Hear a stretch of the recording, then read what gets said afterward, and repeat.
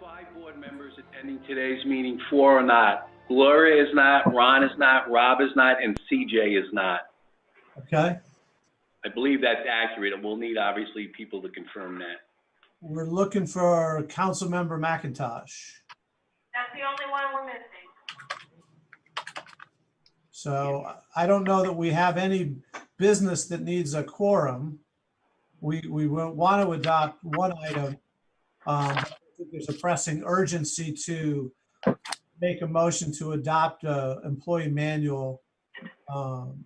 So we can defer that to next week. So unless there's something else on the agenda that needs a motion, I don't think so.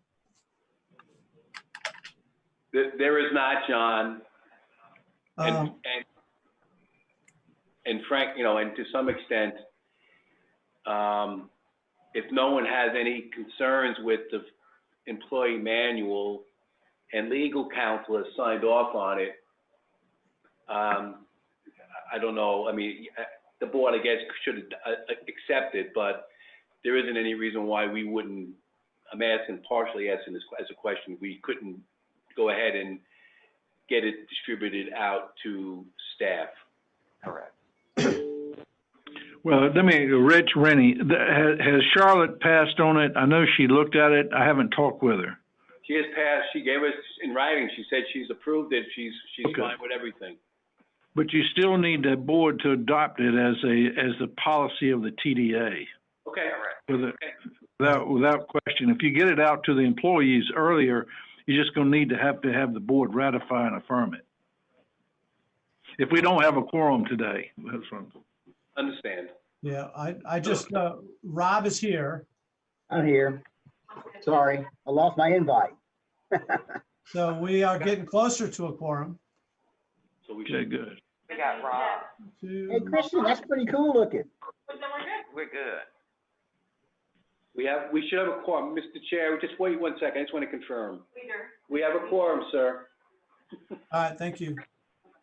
Not really bad. Hey, we lost Jeff, but we picked up Rob. Exactly. Okay. So we'll be able to adopt that if the board so wishes. All right, so it's a Correct. couple minutes after 3. We know we're on the record button or the stream, however that works. So I'm going to call the July 15th, 2020 meeting of the board of the Forsyth County Tourism Development Authority to order. I guess the first thing we need to do, obviously, we have a quorum, correct, Ceci? That's correct. So attendance is good. We have meeting minutes from the June 17th TDA board meeting, which was our budget resolution, our marketing committee meeting. That all got covered at that meeting. So I need a motion to accept and approve. Motion. Got a And second. Rob Hill Second. and Randy Eady second. All in favor to accept, please raise your hand or say aye. Aye. Aye. Any opposed? Please consider those minutes accepted. And I can honestly tell you, with the last 4 or 5 days at Wake Forest, I have had not a whole lot of time to put a whole lot of thought and energy into preparing for this meeting. I know that the governor made some announcements yesterday about K-12 and about phase 2 that we need to digest and think about. Obviously, we continue to understand what's going on in our industry. So we are charged forward with, I think, some really good people to help us muster our energy forward. But other than that, I don't have anything else to add to a chair's report. I guess the only thing I want to do is ask if everybody's seen and had a chance to review the new employee manual that was developed over the last year or so and revised. Has anybody had a chance to look at that? Does anybody have any questions that would preclude us from a motion to adopt that policy manual as revised and written? Nothing. Nope. No. All right, so I need a motion to adopt and approve the employee manual as written and reviewed by legal. So Got a moved, fir- Mr. Chairman.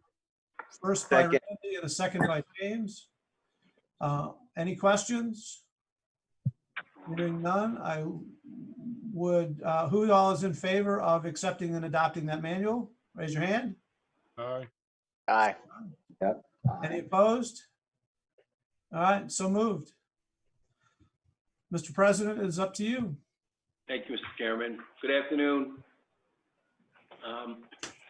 Just a couple of quick things before I get into my presentation. I'm just going to pick up from where John left off. The governor did do a press conference yesterday. And the focus of the press conference was really on getting K through 12 back open. Interestingly enough, where I think the state has landed, and I think most school districts are landing, is, if you will, a hybrid of both conducting academic session both in schools with social distancing and all the other safety precautions in place, along with allowing for students, other students, to do education via home education and the internet and all. It's interesting because in large part that's pretty much how nationwide we're starting to see how the convention and conference business is going to unfold. By and large, most planners, most destinations are preparing for a hybrid meeting in the future, where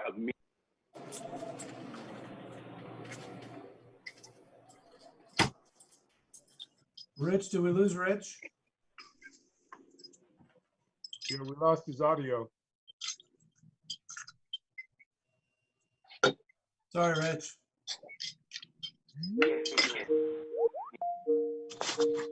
And Dana's on, Rich, I don't have you. Dana's on board, so you need to talk to your landlord about better internet. You've got Christian. Unmute me. That's not my fault. I know. I just wanted to acknowledge that you were joining us, so thank you for joining us, Dana. Thank you. It looks like on my screen that Rich is muted. We're on a Polycom. We should be fine. The Polycom's in my name. can you hear me now? Yep.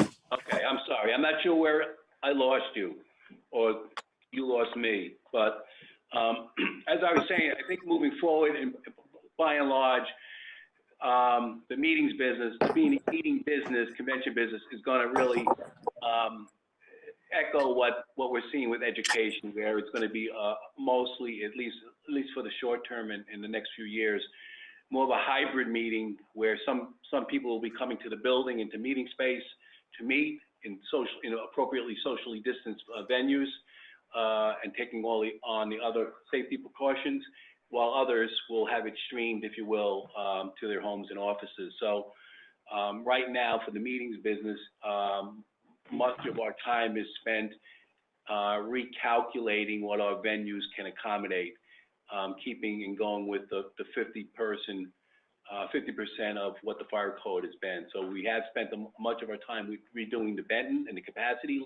levels. We're talking to our hotels about doing the same thing, and we'll be sharing that updated information with the board as we move forward. The only other comment I want to make is, with all the new research we're seeing coming out from the meetings and conference side, again, it echoes even the leisure side. Everything right now is all about people wanting to feel safe and secure when they travel, and are not going to travel until they feel that they're going somewhere where they can feel safe and secure, and that appropriate protocols are being done. So that will be part of as we move forward, our messaging, both from a PR perspective, but also even an advertising perspective.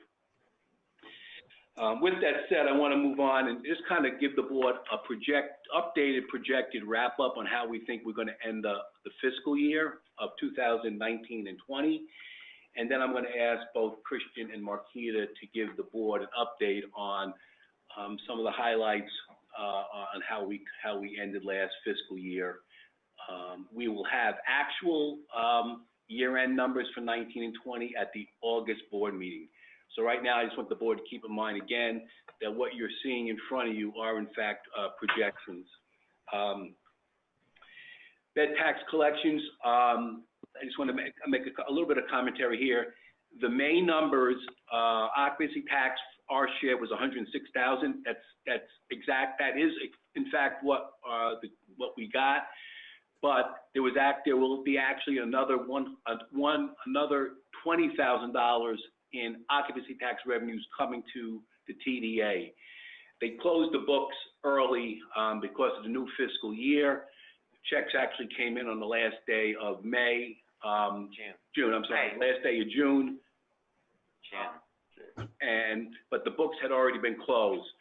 So we will see an additional $20,000 that is not represented on this chart before you, an additional $20,000 for the year end totals.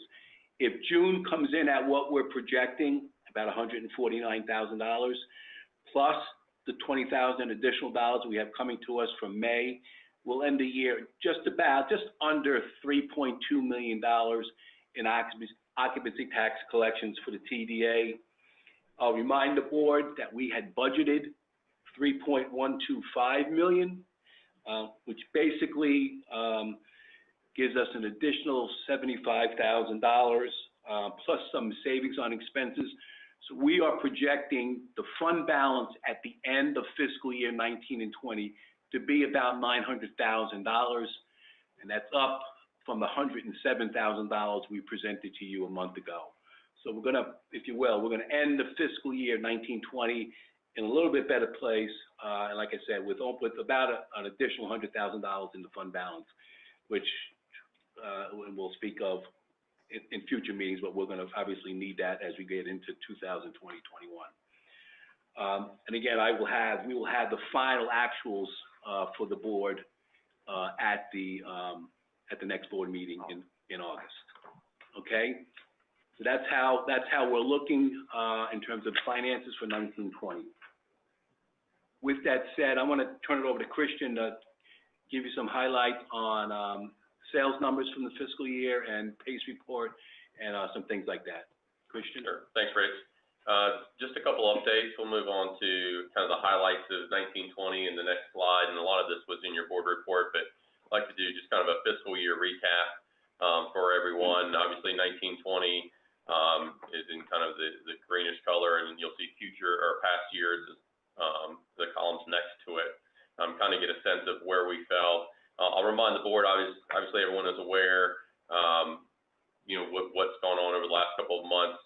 A lot of with the mass gathering restrictions as it relates to meetings and conventions and sporting events, and the shelter in place obviously impacted our numbers moving forward. But I will say that, overall, if you look back to 16-17, we did outperform room nights that year in 19-20, and then part of that was larger bookings we'll speak to in just a few minutes, but over 61,000 room nights that we booked. That site visit number was down a little bit. Again, we were unable to have clients come and meet with us the last quarter of the fiscal year, but I'd also remind the board that we did have 3 industry events in 19-20, which were real highlights for us. It started in September with the North Carolina, Virginia, South Carolina Motor Coach Association that was hosted, and we did events at Old Salem and at the Convention Center, as well as some of our other area attractions and wineries. That was very well received by tour operators from the 3 surrounding states. We also hosted the MPI Carolinas chapter at Grayland in January, so we had meeting planners from North and South Carolina there, mostly in the corporate and association market, some third-party planners as well. That was well received. Actually, the MPI Carolinas chapter recognized Grayland as the meeting location of the year for 19-20, so great accolades there for Winston-Salem and for Grayland. And then we wrapped up just before the pandemic really shut things down in March with Rendezvous South. So we had about 150 folks here for that event, and about a third of those were convention planners. I know some of you were involved in some of the activities we did during that convention just before everything shut down. If you look at our conversion percentage, it's down a little bit as well compared to years past, but it's certainly higher than the national average. National average is between 40 and 50%, and that's obviously prior to COVID. I have not seen data on what that looks like in this new COVID world, but 47% still pretty strong. And then average room night bookings, we actually had a number of large bookings we booked this past year, which is impressive for a couple of different reasons. One, You'll recall we didn't have as many Jehovah's Witness bookings, which those usually generate about 3,000 room nights per booking, and they usually come for 4 weekends. In the summertime, they were scheduled for 1920 to only come for 2 weekends this summer. But we had a large number of association and corporate businesses, mostly multi-level marketing, that really drove that number up. Unfortunately, we were unable to again book the smaller meetings as you get closer in, things kind of frozen up. So. Yeah, I would submit to you that the conversion number being down slightly and the average room night booking number being up are both direct results of COVID. After March, we weren't booking a whole lot of business the last few months. And again, and a lot of what we booked usually in the last quarter is smaller, short-term things. And that's why you see that average booking number up higher than it's been traditionally. That's a little bit of an anomaly, I think. Again, as Christian said, the big stuff was still booking because they were booking years out. The smaller stuff wasn't booking because it was short-term, and we were all dealing with COVID. So again, you see a little bit of an anomaly in some of those numbers because of what we've dealt with as it relates to the COVID-19. Okay.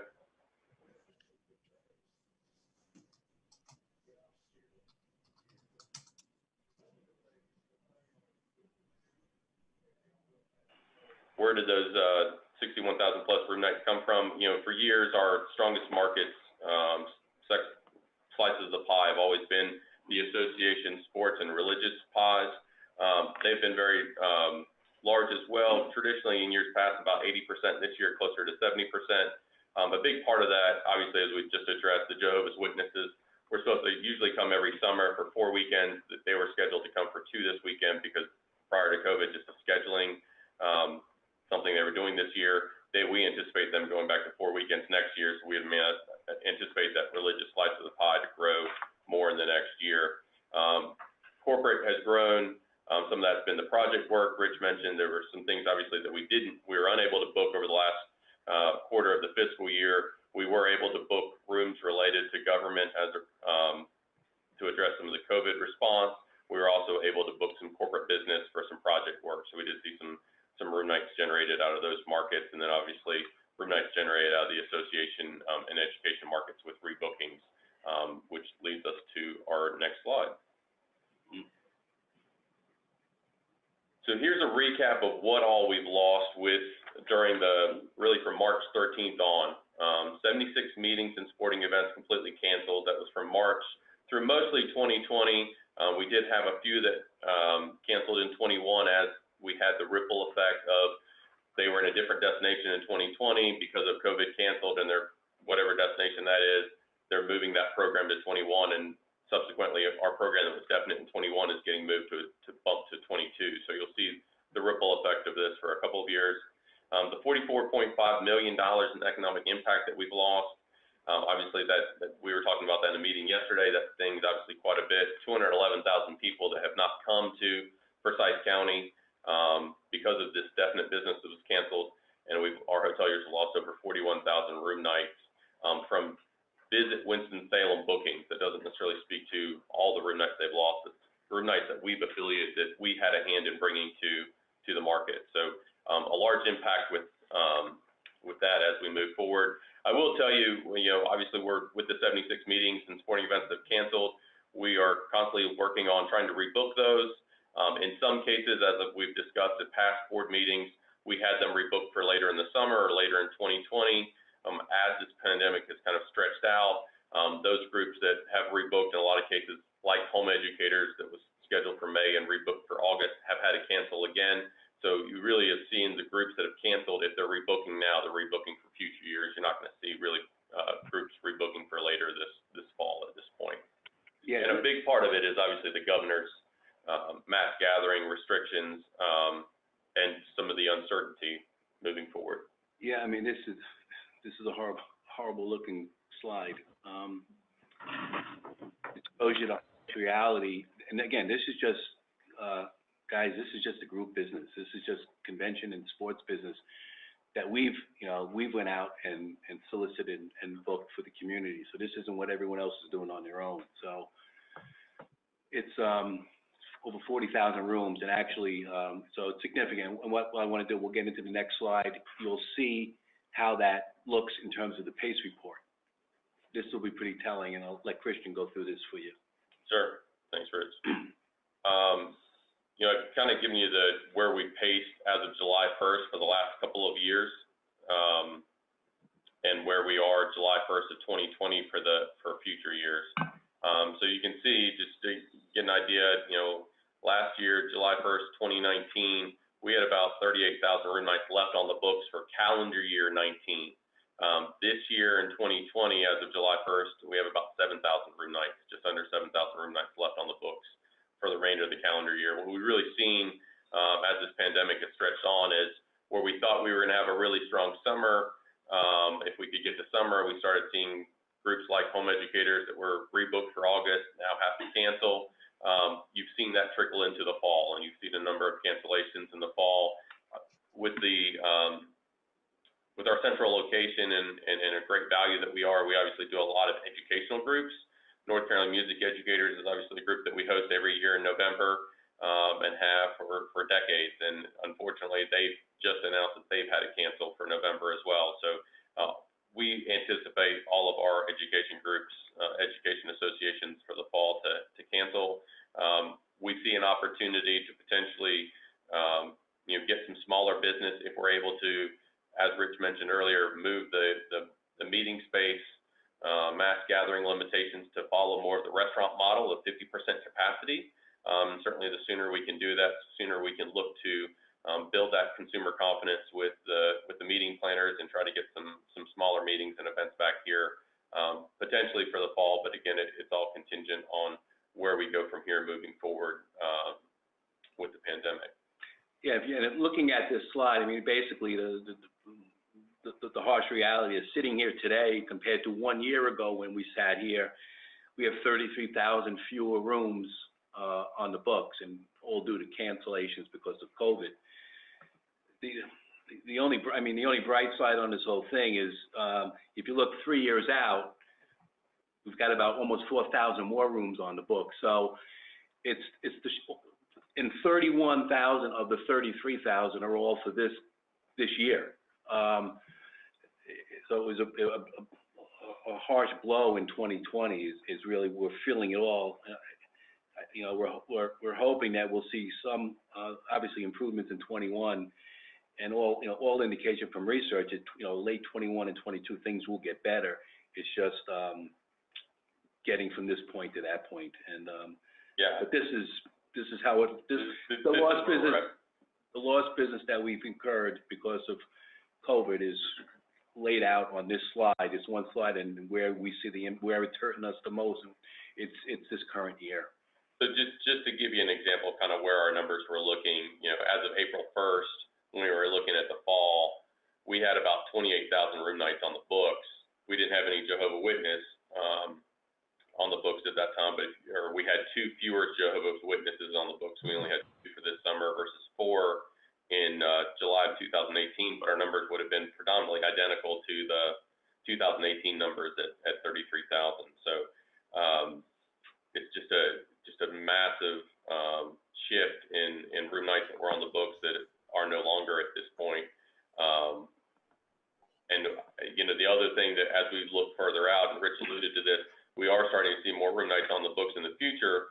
But what you're also starting to see now is you know, trying to find available dates during our traditionally busy fall convention season, and finding dates that work with the convention center with multiple groups, and trying to jostle and kind of play find the right piece to the puzzle to get all the groups to fit appropriately with the space. As Rich mentioned as well, moving forward, you know, planners are hesitant to, if they are signing future contracts, maybe not contract as many rooms because they're not sure of how the hybrid meeting will impact attendance numbers in the future. But I will say the hotels have been really flexible with attrition policies and cancellation policies to try to get those commitments. Can I ask a question about that? Go ahead, Lou. Oh, okay, thank you. On the 25,000, 26,000 rooms for 1 year out, I think the reason people cancel is not just can we meet their social distancing needs? But some certain industries have just been devastated budget-wise. And education is definitely one of those. When we look at, you know, they're going to be one of the earlier ones to cancel, I think, because they're just not going to find it in their budget to send people to travel to conventions and to different things.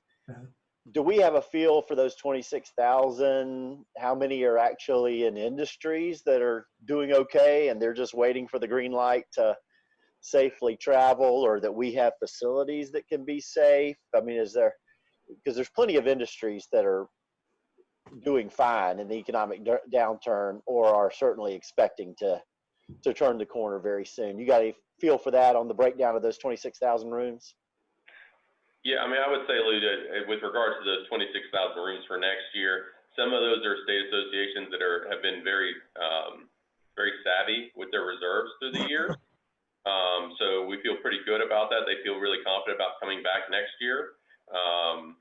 So I think it's more of a, you know, to your point, on at the school district level, do they send maybe less teachers than they have in the past, so attendance slips a little bit, but we still anticipate those numbers to be pretty solid going into 21 with our education group. Obviously, we're looking for other sectors as well to try to beef that 26,000 up, and certainly would be open to any suggestions if there's some sectors out there that you suggest we look into, or maybe, you know, some opportunities to meet.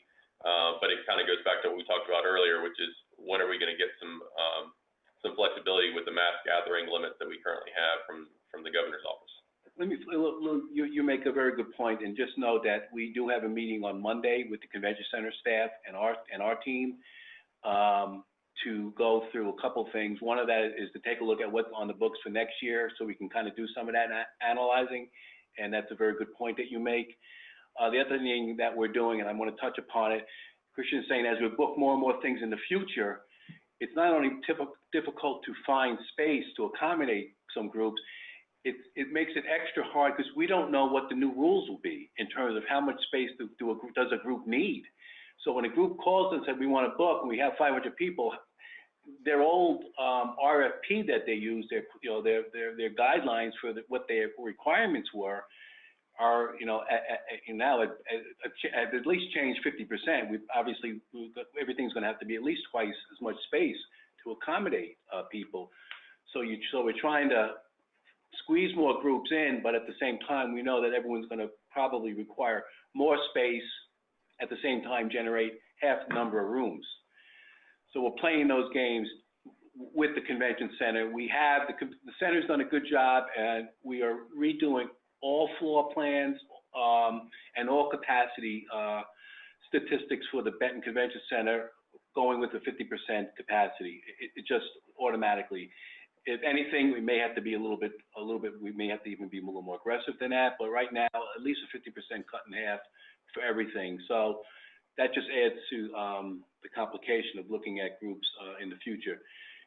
From what we're hearing, I'll just wrap up real quick, and then I'd like to get some input from the board. But we have worked very closely with the North Carolina Restaurant and Lodging Association and their lobbyists, along with the North Carolina Travel and Tourism Coalition. We have developed a white paper on behalf of the state convention and tourism industry, a white paper that the governor has on what our recommendations are and guidelines and protocols are for gatherings, for bringing people back to meetings and conventions, both inside and outside. Predominantly inside is where the challenge is. The governor has it. What we're hearing from the governor's office, they have it, but they're not focused on it, unfortunately, at this point. The governor has been totally focused on getting the schools reopened. What's the proper protocol? What are the proper guidelines to get education back at school, or partially back at school come August? We're pushing him and hoping that, if schools reopening in the hybrid format works, and we feel our children are safe, and we don't have a spike up, I think it puts them in a position to move more aggressively forward with doing the same thing for other gatherings, i.e. conventions and meetings. But number one priority from the governor's office has been getting the schools reopened. It's been hard getting him focused on gatherings, which is our business. And I think until that starts running its course and the schools open in August, it won't be until then before we can get him, I think, focused on gatherings. He is planning to deliver another press conference on August 7th as it relates to opening of phase 3, which would be bowling alleys,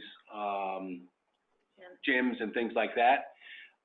So I think we hope that moves forward, because I think that would be a good indication. If that moves forward on August 7th, the likelihood it starts to increase that maybe we can move forward within, a month or so on gatherings. But he does have a performer by the industry, the convention industry, on what we are recommending, and it mirrors a lot what the restaurants are doing. I can just I'm sorry, I ask, can't interrupt somebody. can I ask a follow up on that? Is that all right? And y'all are always ahead of me on this, but it seems to me, knowing those 26,000 and exactly what their needs, even if they're not anticipating them, could be, and focusing on keeping those, and if it means spreading out across town in smaller groups, even though they all come to town, focusing on the ones that don't have to fly, because I think that's a big barrier. And I know y'all are already doing this, and then the industries that are doing okay and aren't going to be massively cutting their budget for it. It seems like that's the sweet spot, and knowing those 26,000 people, 26,000 rooms intimately, and helping them with creative ideas on how they could still come to Winston-Salem, and if they had to spread out to the Coliseum Annex and the Convention Center and private locations, or indoor, outdoor, or whatever, is where our efforts could pay off. Lou, that's a great point, and it's one that we've had a lot of conversations about here in the office as well. When we renovated the Bent Convention Center 16-17, we had to work with 50% of the footprint of the convention center. So it put us in a situation where we did have to rely on alternate creative spaces around downtown for some of our larger groups, like North Carolinians for Home Education, and we used the Millennium Center and some of the churches, and got really creative and worked with the city on some other alternatives. So those are some things that we have in our repertoire that we can pull out for groups should the need arise. We're obviously optimistic that we'll be able to hold on to all those 26,000 groups, 26,000 room nights, and grow that number in the future. I will tell you, and it's not reflected as well in this PACE report just because of the way the numbers are a little skewed, we do book on average about 20 to 25,000 room nights in the year for the year. So you'll see those numbers come up, generally speaking, as we move forward as well. Then there's obviously pieces of business that can fit in hotels alone.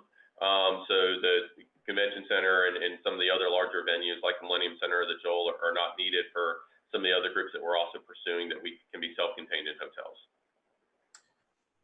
Right. Mr. Eady, you've gotten your phone off of mute. Are you preparing to ask a question? No, I'm fine, Mr. Chairman. Okay. I do have a follow-up question on Lou. I appreciate you asking those questions, because one of the things that is one of our strong suits in the convention business is our square foot per hotel room. So two questions that one's should be an easy one. The Benton Center staff is employed by HVMG, correct? That is correct. Yes. That was just a curious point. The other thing, what's the status of the Grand Pavilion, not in terms of renovation, but in terms of its current use, and when we anticipate that use to be changed? That's something we'll have to follow up with you. We have that meeting next Monday with the HVMG management team as it relates to Benton and other meeting spaces, which would include the Grand Pavilion. So we'll follow up with you on that, Chairman, once we get that update next week. So, because currently the Grand Pavilion is being used as a storeroom. Correct. That is correct, sir. The renovation of the Embassy Suites. Correct. That's correct. And timing has been really good, but at some point we'll need that space component to our ratio to help our de-densification mission. yeah, John, you're absolutely right. And I can tell you right now, and we're gonna need that as soon as we get a green light that we can start meeting again, regardless of what the numbers are going to be in terms of requirements from the governor. I know we're going to need that space, even if it means moving groups in or getting a group in early. So So it's going to mean that that's got to be cleared out. Right now, as you indicated, it's storage because the embassy was going through a renovation, which I believe is on, I'm not sure where they are even on the renovation. They're still working on They're the still roof. working on the renovation. So I will say that with the North Carolina Home Education that were originally booked for May and then moved to early August and now it's canceled, they would have needed that space. So they were aware that that space had to open up for that group, just the sheer size of the 6,000 to 7,000 people that come into that with their current convention format and program. I do see we have Assistant City Manager Rowe on the call with us. I don't know if you have anything you care to share or anything we can do to help you.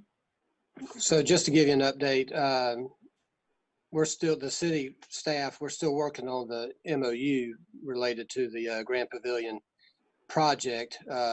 As far as moving forward with it as a public-private endeavor, it's all conditioned on the hotel owner becoming current on their lease payments on the Grand Pavilion space, which they haven't come current on that. So from a management standpoint, we're not taking forward anything until they're current. Yeah. So, but we are contemplating an alternative, which would possibly mean we go it alone. In other words, that we just end up bidding out the project as we would any other city project, which just draws out the project more. But you know, that was one of the advantages of doing this as a public-private, that we wouldn't have to necessarily go through the normal or regular bidding process. But I've not had any conversations with, you know, HVMG or Sorona since pre-COVID. And so we're kind of in a holding pattern, but staff's still working on an MOU document, but I'm not prepared to take anything forward to the mayor and the council until they're current on their payments. Well, Ben, we greatly appreciate the effort you've put in over the last year, getting that space kind of on the radar. And I hope you know my question about the space was not about an energy to push that issue along. It was more about at least having the square footage available in whatever condition it is will be helpful to us.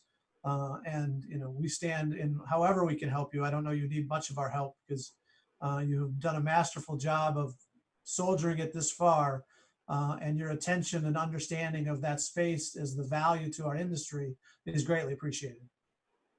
Thank you.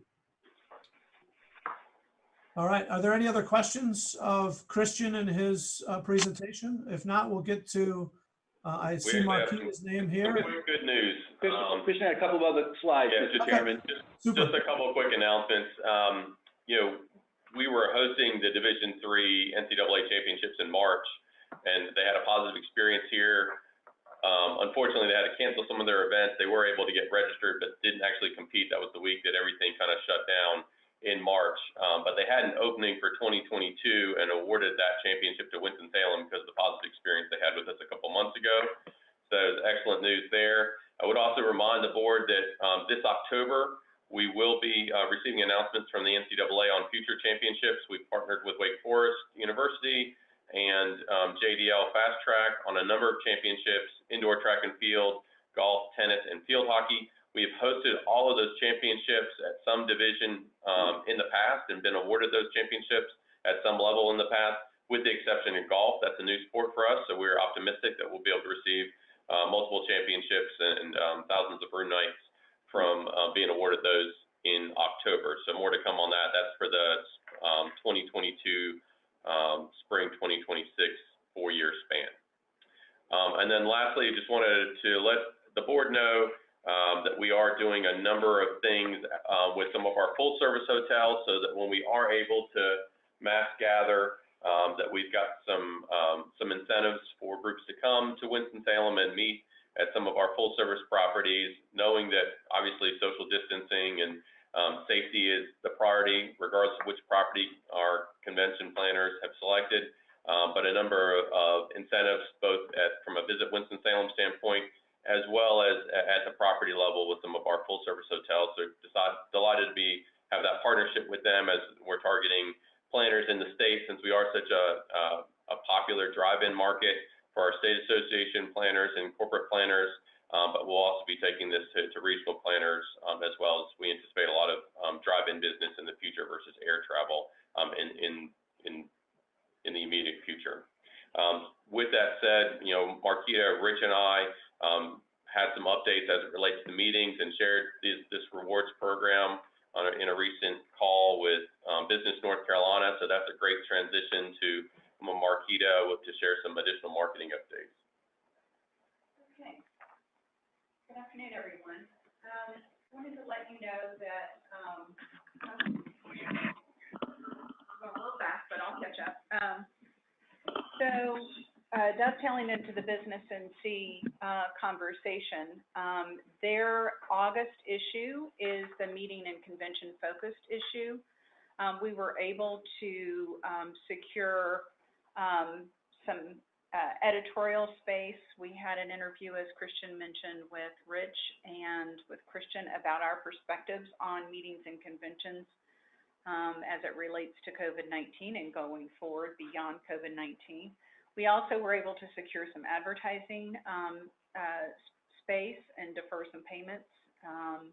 They were very benevolent and kind with us, as they usually are, but even more benevolent and more kind. And also gave us added incentive for some digital presence as well. So we're very excited about being in that August issue as well. And that should be out next week. We'll, of course, send you the link to that as soon as it hits the stands and the digital airwaves. Also good news from a earned editorial standpoint. We were able to work with our national PR team to get an interview with, actually there's two interviews that we're going to have. The first one is that hits tomorrow, is in Authority magazine on Masked Heroes. Feature, again, it's highlighting people, entities, cities, destinations that are doing great things during the pandemic. This particular article that releases tomorrow to more than 40 million unique viewers on Authority magazine features Jeff Bacon, as well as the Herd Collaborative that a lot of our chefs were very key in getting food and meals to our hospitality industry, as well as arts organizations, performers, theatrical actors, again, supporting them during the height of the pandemic as well. So we're very excited about the good news being the good news. Winston-Salem Monthly, we worked with the local writers here to actually highlight several of our restaurants, and again, throughout Winston-Salem, so we're very excited about that. And then worked with Richard Craver on a business and economic tourism standpoint as well, supporting the tourism overview and where we are right now. So very much in brand with where Christian and the Convention Sales Travel Back Rewards Program. We are collaborating with more than 14 hoteliers throughout Forsyth County on a Travel Back Summer Getaway campaign. Again, it's highlighting all of the different activities that you can do in Winston-Salem that's safe and socially distanced. It also highlights the hoteliers' efforts as it relates to safe business and cleaning protocols, and including their participation in the Visit North Carolina as well as NCLRA's safety protocol, the Count on Me NC program. And again, this is being pushed out. Actually, 2 weeks ago, we pushed it out to Our State magazine in an exclusive email to more than 120 of their recipients. That's the email that you see on Our State, and then ours is being pushed out. That's the second one that says, "Be inspired this summer in our great outdoors." Again, highlighting that it's outdoors and art, and that's being pushed out to, actually that number is supposed to be 45,000 subscribers.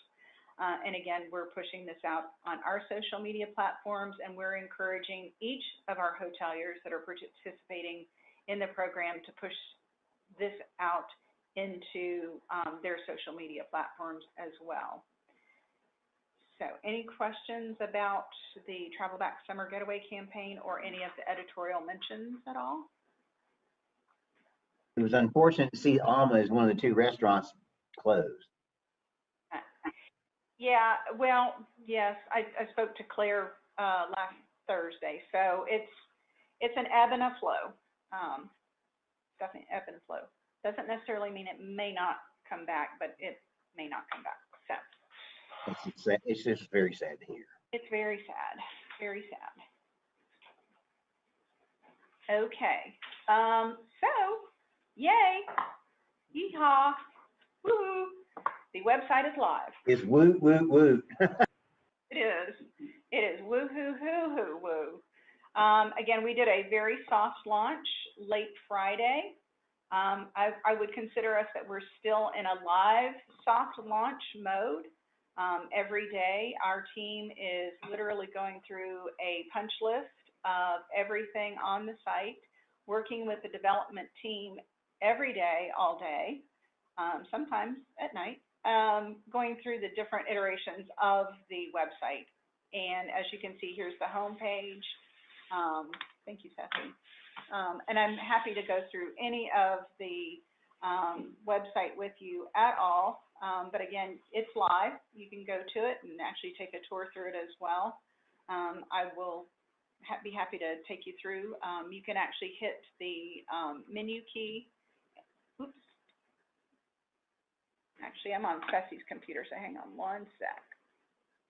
There, here's the menu key.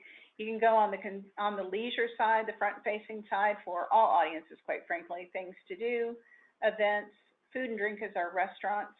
Our story is talking about Winston-Salem from a history, African-American standpoint. Places to stay is certainly the hotels.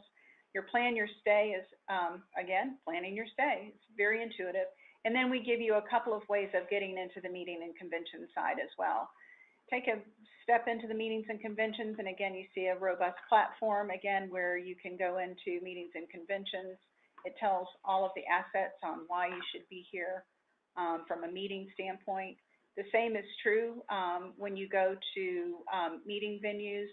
Sports we highlight. For the first time, we're talking to folks who are here for or who are planning weddings, and then also group tours as well. We also give you the opportunity to step back to the home page, if you will. That's going to say visitor. That's one of the things we're changing, is that it's a visitor. We say leisure, but the visitor thinks of themselves as visitor. So, alrighty.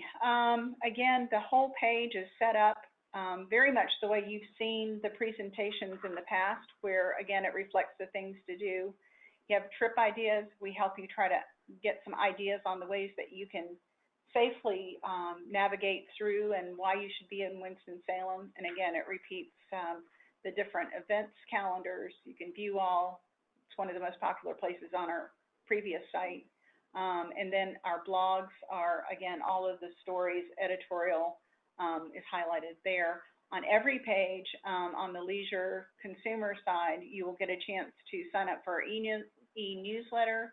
Again, that's the one that we just pushed out, the summer getaways and our hotel packages, and request a travel guide as well. And then again, on the bottom, you get another chance to see more about Visit Winston-Salem, contact us again, different partner opportunities, again, media page. And then we also highlight the relocation to Winston-Salem, since that's a partnership that we've agreed to with the Greater Winston-Salem Inc., AKA Chamber, to support them through residential relocation. Any questions? Again, happy to take everybody through their own individual tour, answer any questions, but again, let us know any thoughts, any feedback that you would like, knowing that we're tweaking and linking every day, all day. Is there an app that we can download to our phones for this as well? Actually, it's mobile responsive, so you can actually you should be able to get to it right away. You can save it and bookmark it, but there is no app right now. Yeah, okay. The mobile responsive side looks really sharp on a phone. It was built on a mobile responsive platform, so kudos. It's for everybody's patience. Rob, for your leadership, Marquita, for your undying passion to get us across the finish line. I appreciate it. It has been a long time coming. It is nice. It was nice on Friday afternoon to click on it and see it. Thank you. Thank you, guys, for your Thank you, support. John. I do appreciate the chair's patience and the market committee chair, Mr. Hill's patience on this thing.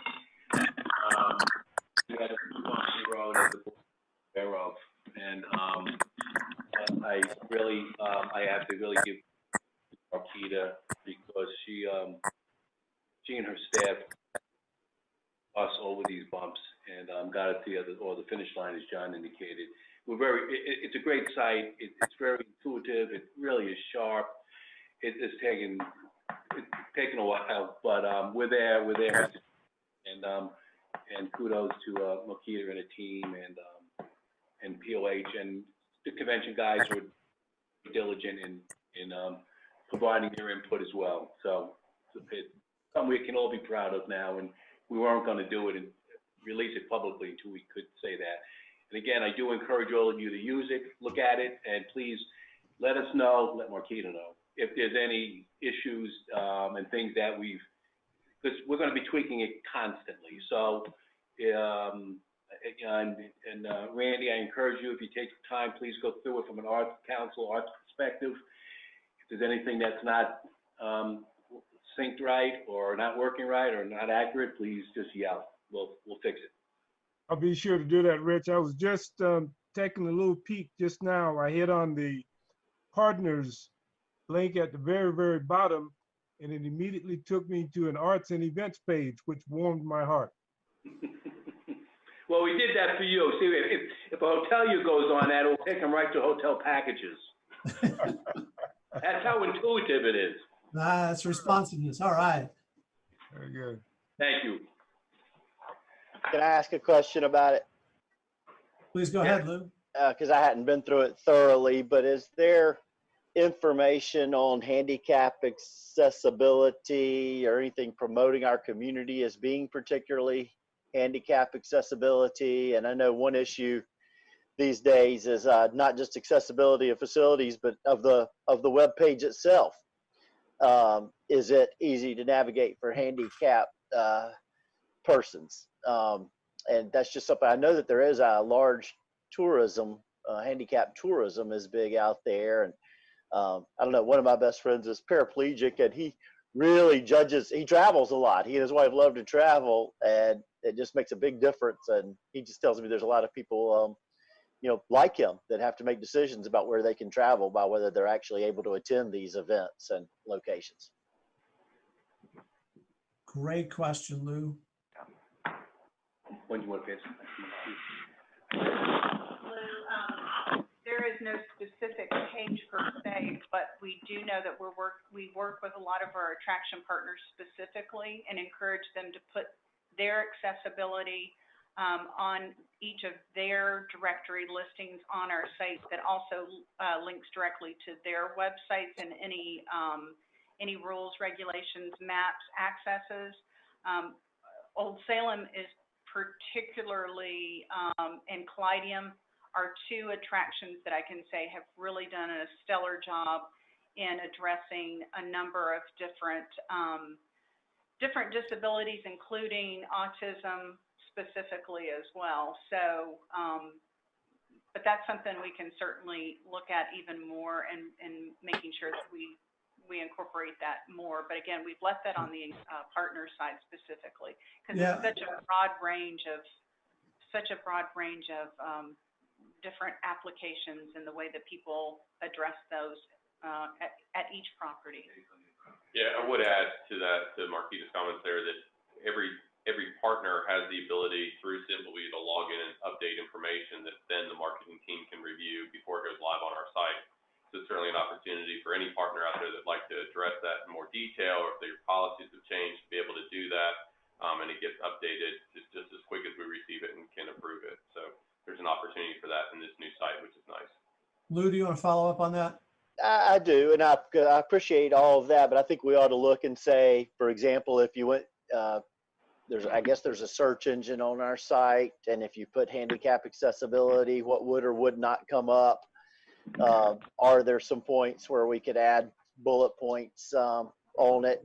I think that our community has great hospitals, and that sometimes that can be a travel concern of handicapped people. So we can use that as an asset to promote. And so anyway, I just like for us to make a lap through it, vet it in that regard. What shows up if you search handicap accessibility? Is there any extra way to promote it? Yeah, Lou, I think that's great. And I applaud Marquita and Christian's response, but I see that as a rhetorical question at this stage of the game. And I think it's something to, as we go and continue to evolve our site, to Rich, make sure that as you meet next with Pursuit of Happiness, maybe you can spend a little time with them looking at it from that lens. That's fine. And then maybe report back next month on some of the things you found, where we can improve and enhance that aspect of our site, not only from a how do you use the site, but handicap and accessible travel. Some of it's on the venues, but I think as that home, I think it would be great to come back next month and think about it and give us a little update. We could do that. Actually, Marquita's already sent an email to Pursuit of Happiness about that. So thank you, Lou and Mr. Chairman. But we will follow up and use that as one of the other lenses as we review the site going forward. Good point, Lou. Thank you. I tell you, Rich, I'm liking this more and more, man. I just went to things to do, and I clicked on art officios, and then I clicked on performing arts, and lo and behold, there's the Milton Road Center, and clicked on it and took me to our website. I'm just about giddy as a little schoolboy or girl. Well, given that, I guess I'll adjourn the meeting then, Randy. No. All right, Marquita, what else? Is Marquita done with? Yeah. Presentation? I cut Christian off a little early. I didn't want to cut Marquita off. She's good. We're good, John. We're pretty much wrapped up. Again, finance, we will have final numbers for the board on 2019-20 at the August board meeting. We'll be in good shape, but we'll have those numbers for you at the next meeting, so we don't have any other report at this time. Okay, that's a pretty full hour. Are there any other, is there any other information that the board needs to share? Any comments from board? We have a couple of visitors. I guess it looks like Ben has disappeared, but Rennie, anything from a legal side from your standpoint? No, sir. Dana, anything to share? Maybe just a question. I was curious, Rich, if you found out any more about meeting space that could be reclassed to retail for, certain day events or multiple day events. Yeah, we did an audit on all of our groups for the next couple of years, and really outside of Piedmont Craftsman, thank you, Christian, Piedmont Craftsman, all the business at the convention center are either private sector or association organization business, which means they're private, which means they are closed to the public. Even their trade show, if they have a trade show component, goods and services aren't exchanged in public. Goods and services aren't exchanged for money on the floor. It's usually they take orders, and the exchange happens off-site at another time. So there's really there really isn't any business that we have at the Benton that could be looked at as classifying or reclassifying as retail, and even if you will, the gun and knife shows that we get in Forsyth County, that does tend to more often be out at the fairgrounds. And their business is conducted that way, i.e. retail.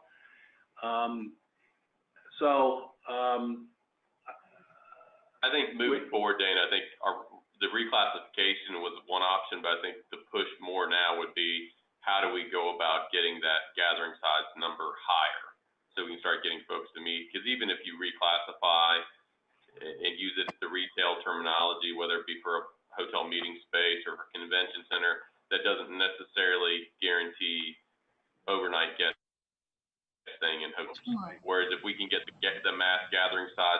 numbers increase and actually get meetings here from Charlotte or from Raleigh, that does turn into more hotel room nights for us. How do we do that?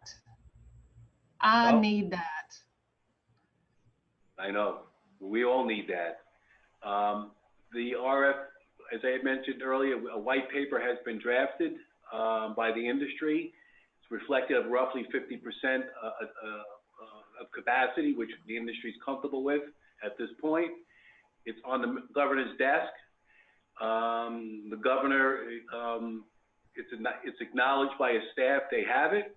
There's communication going on. But what we're hearing from the governor's office, until the schools are back reopened, I don't believe he's going to move on the gathering component of this thing, Dana. So you think that we're looking past August 17th, not necessarily August the 7th? I would submit to you, I don't see any real resolve to gatherings until the fall. Let's call it September, if you will. I would be shocked if the governor makes any address on conventions and meetings, gatherings in buildings prior to the fall, prior to these kids getting back in school. Danny, I think it puts us in good position if we do have school districts that have, in essence, mass gatherings of students in the classroom, on top of the fact that we have a number of churches in the state that have been meeting in person since May, Memorial Day weekend kind of time frame. We've had protests, so we have had groups that have gathered, and we haven't seen a spike. That it provides us an opportunity to say there's no spike if we're wearing masks. We can mass gather and be safe and not see our numbers necessarily go up from that. They are so worried about an uptick and drowning the capacity of our hospitals. And seeing what's going on in Florida and South Carolina, I think makes it even more difficult.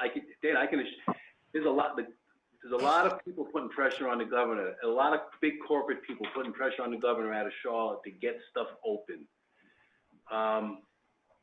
He's locked in. I think he wants to get the schools open. He wants to see that we can get our kids back into the classroom in a hybrid environment, and that knowing that our kids are safe. And I don't see him opening up. Yeah, Dana, I guess, I don't know that anybody knows the answer to the question. I think to the school thing and what I'm interpreting is that he has not made any moves on the size of gatherings. I'm hopeful that he made a move in his decision on the school system, that now that's progressing. He can then think on a parallel path of gatherings and meetings, that hopefully by the time he gets to August 7th, he had a chance to digest the information about meetings and gatherings, that he can make some kind of improvement in those numbers. I think that he's been so focused on schools, he hasn't thought about anything else. But since he's made a decision on schools, hopefully that creates some bandwidth in his conversations to understand the impact on our industry. Because I know with Lou's help and Rich, we met with the chamber folks and their government relations folks, and I stated it's clear to me that they don't understand our industry from a restaurant, tourism, employment. So we're hopeful that at least it's starting to become part of the topic of conversation in Raleigh. So like I said, I wish somebody knew the answer to it. I would be amazed if somebody could speak, emphatically knowing that the change is there, but at least I'm hopeful that some of the noise is getting out of the way to get to our discussion. Sure. I guess, my concern is we go from one headline to another, but we don't even make the headlines for meetings and gatherings. It's all, well, there was a pause on bowling alleys and bars. I'm like, but meetings and gatherings are bigger business. Yeah. I mean, bars and bowling alleys are great and gyms are, but we're not even in the headlines anymore. And people ask me, oh, how's business going? And I'm like, It's not. Yeah, and they're questioning. They're like, what? I had no idea, because it's not even in the headlines. check out date is. Yeah. So that's the push. And I know Rich is meeting with his counterparts in the state. We've had a couple of conversations about, funding and marketing and how do we get our issues up the board. And I know a bunch of people are singing it. I don't know how to get it anymore. I don't know how to get it in the headlines. And it's going to be really scary from an employment people standpoint when the August 1st date hits and the additional unemployment compensation goes away. Yes. And people are now making half of what they were making before. And speaking to what Christian and Rich was talking about, projecting into next year and the following year, yeah, those numbers are great, but if we have 100% turnover and we have to go through retraining and rehiring, what's our service? I mean, our execution. I'm happy to have that problem because it would mean the business is back. Sure. But yeah, I know. It's killing me.